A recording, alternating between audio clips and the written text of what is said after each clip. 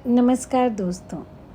साहित्य अकादमी पुरस्कार प्राप्त रचनाकार हरिशंकर परसाई हिंदी साहित्य के सबसे समर्थ व्यंग्यकार हैं। उनका लिखा समय काटने वाले व्यंग रिटायर्ड बुजुर्गों के खाली समय काटने की समस्या से हमें रूबरू करवाता है। अंत में उन्होंने समस्या का समाधान भी दिया है। तो आइए सुनते हैं। समय काटने वाले।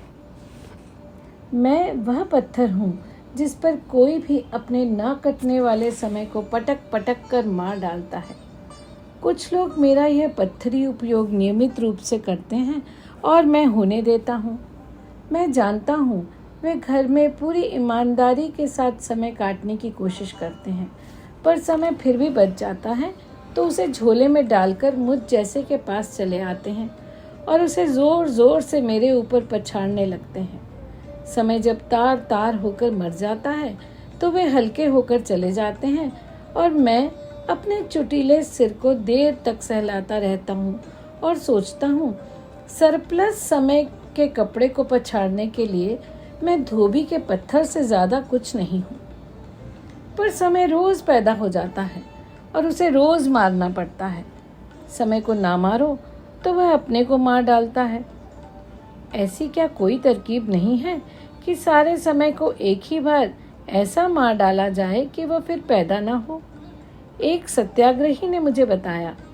कहने लगे, जेल में मैं जासूसी किताब पढ़ रहा था। विनोबा ने देखा तो पूछा, क्या अध्ययन कर रहे हो? मैंने कहा, जासूसी किताब पढ़ रहा हूँ। बाबा ने पूछा, इसे क्यों पढ़ते हो? मैंने जवाब दिया, समय काटने के लिए। तो समय तुम्हारी समस्या है, विनोबा बोले।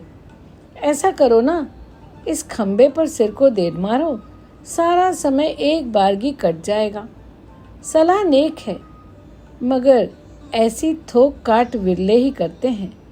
अक्सर लोग फुटकर समय काटते हैं। ऐसे एक ताज़ा समय काटनहार मेरे पास जब तब आ जाते हैं। रिटायर्ड आदमी है। जिसे एक्सटेंशन ना मिले उसे रिटायर्ड आदमी कहते हैं। एक्सटेंशन की अवधि से ही वह टूटने लगता है। माताहत आपस में कहते हैं, बुढ़ा एक्सटेंशन पर है, मिनिस्ट्री बदली की गए। एक्सटेंशन वाला आठों पहर अनुभव करता है कि वह रेत के ढेर पर बैठा है।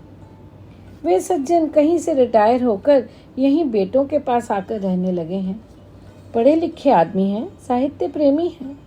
साहित्य प्रेमी के लिए तो मैं बकरा हूँ। चाहे जब हलाल किया जा सकता हूँ।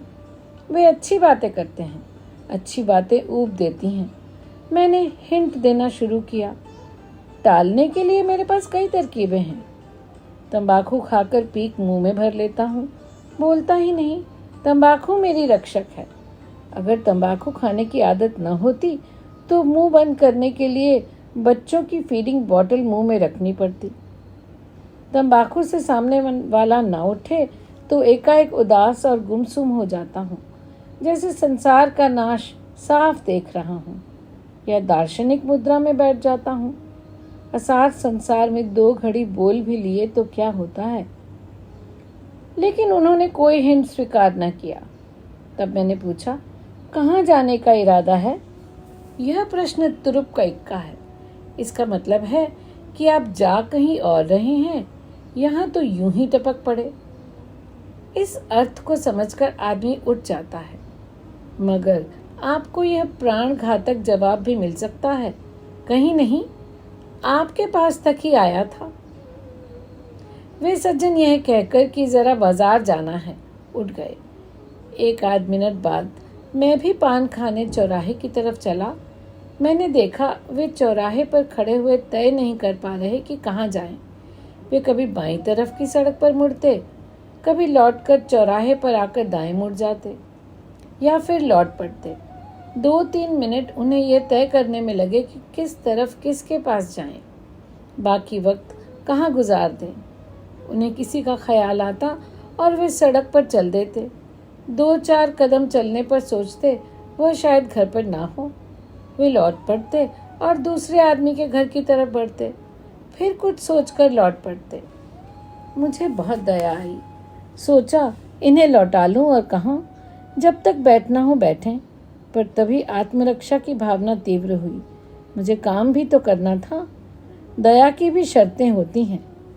एक दिन एक गाय तार में फंस गई थी। उसकी तड़प से मैं द्रवित हो गया। सोचा इसे निकाल दूं, पर तभी डरा कि निकलते ही यह खींच में मुझे सींग न मार दे। मैं दया समेत उसे देखता रहा। वृद्ध सज्जन मुझे ठीक उस गाय की तरह लगे जो त्रासदायी खाली समय के कटीले तारों में फंसे थे। मैं उन्हें निकाल सकता था, पर निकाल नहीं रहा था। दया की भी शर्तें होती हैं। Society for the prevention of cruelty to animals, यानी जानवरों पर होने वाली क्रूरता पर रोक लगाने वाले संगठन के एक सदस्य ने बर्फ तोड़ने के कीलों से कोंच कोंच कर अपनी बीवी को मार डाला था। दया की शर्तें होती हैं। हर प्राणी दया का पात्र है, बशर्ते वो अपनी बीवी ना हो। वे जब तब मेरे पास आने लगे। ये अजब बात है कि जिस पर दया आए उसे डर भी लगे। एक दिन वे मुझे बस स्टेशन पर खोमचे के पास खड़े चाट खाते दिख गए। मेरी दया और बढ़ गई। उन्हें घर में इच्छा अनुकूल खाने को न मिलता होगा। बूढ़ा आदमी चटोरा हो जाता है। मेरे एक रिश्तेदार अंतिम सांसें ले रहे थे। बेटों ने कहा, बाबूजी राम नाम लो, दान पुण्य करना हो तो कर दो, कुछ इच्छा हो तो बताओ।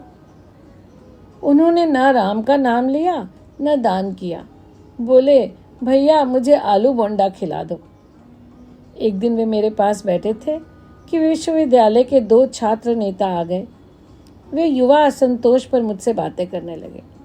रिटायर्ड सज्जन बीच में ही बोलने लगे। लड़कों को उपदेश देने लगे। लड़कों ने कहा, जरा हमें बात कर लेने दीजिए। वे चुप हो गए।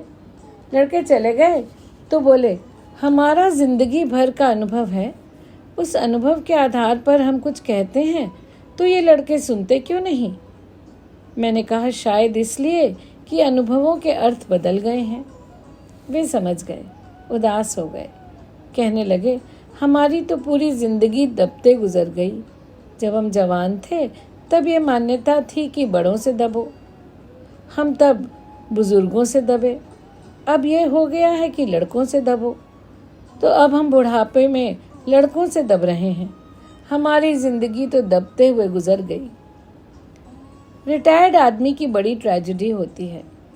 व्यस्त आदमी को अपना काम करने में जितनी अक्ल की ज़रूरत पड़ती है, उससे ज़्यादा अक्ल बेकार आदमी को समय काटने में लगती है। रिटायर्ड वृद्ध को समय काटना होता है।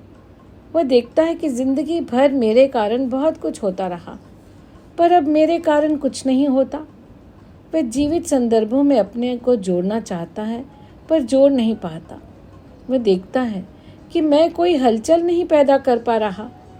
छोटी सी तरंग भी मेरे कारण जीवन के इस समुद्र में नहीं उठ रही। हमारे चाचा जब तब इस न कुछ पने से त्रस्त होते तो परिवार में लड़ाई करवा देते। खाना खाते खाते चिल्लाते, दाल में क्या डाल दिया, कड़वी लगती है, मुझे मार डालोगे क्या? हम कहते, दाल तो बिल्कुल ठीक है।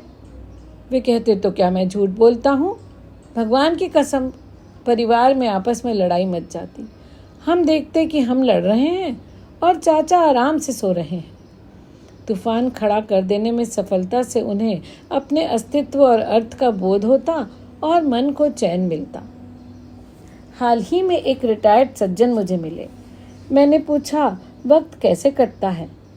कहने लगे, भगवान ने फुर्सत दी है तो 4 घंटे तो उनकी पूजा करते हैं। मुझे भगवान पर दया आई। सर्वशक्तिमान की भी मेरे जैसी गत रोज 4 घंटे होती है। यूँ वे ठीक ही कहते हैं कि भगवत भजन या कोई अच्छा काम फुर्सत में ही किया जाता है। फुर्सत ही नहीं है तो आदमी अच्छे काम कैसे करे? भगवान से लेकर बेटे नाती पोते तक वक्त काटने के काम आते हैं। मेरे पड़ोस का लड़का बेकार था। वक्त उसका कटता नहीं था। उसके पिता के दोस्त रिटायर हुए, उनकी भी समस्या समय थी। वे दोनों एक दूसरे का वक्त काटने लगे। उम्र का फर्क मिट गया। वे बराबरी के हो गए। बुढ़ऊ दोपहर को आ जाते और शाम तक बातें करते। बातों के विषय खेती बाड़ी से लेकर बारातों के अनुभव तक होते। एक दिन मैंने सुना वे दोनों खूब जोर जोर से लड़ रहे हैं। बुढ़ाऊ कहते हैं, हमें मत सिखाओ, हमें जिंदगी भर तम्बाकू खाते हो गया। लड़का बोला, तुम्हें जिंदगी हो गई तो हम भी 10 साल से तंबाकू खा रहे हैं, हम भी कुछ जानते हैं। मुद्दा क्या था झगड़े का? कुल यह कि चूने में मक्खन डालना चाहिए या नहीं, और डालना चाहिए तो कितना और किस तरह। उस दिन जब शाम को दोनों अलग हुए तो दोनों और दिनों से ज्यादा खुश थे, क्योंकि लड़ लिए थे। मेरे पास ही एक भले आदमी रहते थे। उनके ससुर रिटायर हुए तो कुछ महीनों के लिए लड़की दामाद के पास रहने को आ गए। वे गणित के अध्यापक थे, मेरे रिश्तेदार होते थे। मेरे पास आकर बैठ जाते, घंटों परिवार, रिश्तेदार, महंगाई की बातें करते। मुझे अखरने लगा। एक दिन जब वे आए तो मैंने उनके बोलने से पहले ही अंतर्राष्ट्रीय बातें शुरू कर दी। कहा, देखिए, इजराइल ने अरब गणराज्य पर हमला कर दिया। 5-7 मिनट तक जब मैं अरब इजराइल संबंध और शीत युद्ध की बातें करता रहा तो वे ऊब उठे। उनका इन सब से कोई वास्ता ही नहीं था। बोले, जरा नहा लूं। मैंने अंतर्राष्ट्रीय राजनीति से उन्हें नहला दिया। 2-3 दिन तक ये नुस्खा आजमाने के बाद वे या तो आते नहीं, आते भी तो 5-10 मिनट ही बैठते।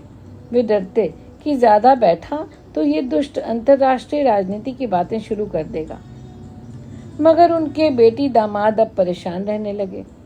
मैंने उन्हें सलाह दी कि उन्हें किसी काम में लगा दो। कहो कि बाबूजी, मुन्ना गणित में कमजोर है, इसे पढ़ा दिया करिए।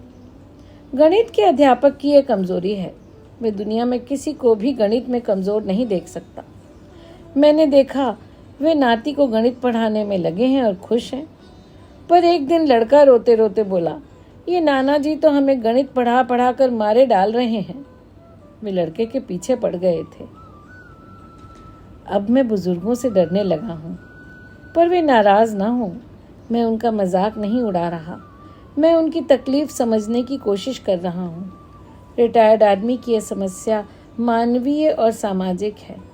समाज का एक हिस्सा हमेशा गिरे मन का, ना कुछ पन के बोझ से भरा, सिर्फ समय का बोझ ढोता रहे, ये अच्छा नहीं। समाज का भविष्य इस बात पर निर्भर है कि वह रिटायर्ड लोगों के लिए क्या करता है। अगर कुछ नहीं करेगा तो रिटायर्ड वृद्ध काम करते युवा के काम में दखल देगा और समाज की कर्म शक्ति घटेगी। युवा इंजीनियर काम कर रहा है, तभी रिटायर्ड इंजीनियर आ जाएंगे और कहेंगे क्या हो रहा है। हमारे ज़माने में ऐसी मशीनें नहीं होती थी। वे अपने ज़माने की मशीन को मार डालेंगे। पुरानी मशीन से नई मशीन की रक्षा करनी पड़ेगी। पुरानी मशीन को किसी काम में लगाना पड़ेगा। काम न मिले तो कम से कम ये तो हो ही सकता है कि पुरानी मशीनें एक दूसरे का जंग साफ करते हुए अपना अपना वक्त गुजार दें। तो दोस्तों, ये था व्यंग समय काटने वाले। आशा करती हूँ आपको ज़रूर पसंद आया होगा। जल्दी ही मिलेंगे एक नई रचना के साथ। धन्यवाद।